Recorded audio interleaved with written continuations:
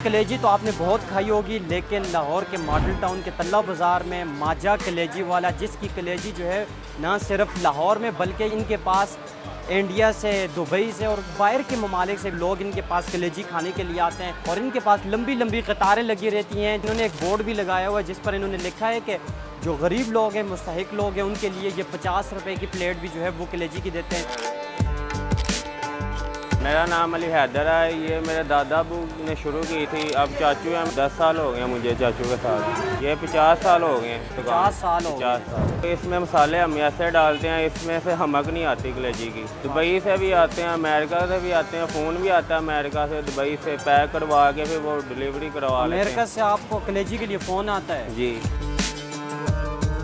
50 की कलेजी उन गरीबों के लिए देते हैं। पूरे लाहौर में 50 की कलेजी कोई भी नहीं देता। तो ये गरीब लोगों को आप कब से दे रहे हैं? 50 साल के दे रहे हैं। सुबह 10 बजे शुरू कर देते हैं तो 4-5 बजे तक ख़त्म हो। अभी इसके अलावा और आएगी तवा भर के 4-5 मन लग जाते हैं। नवाज शरीफ के साथ कौन सा होता है बॉडी गार्ड, वो भी आता लेके जाता है कलेजी।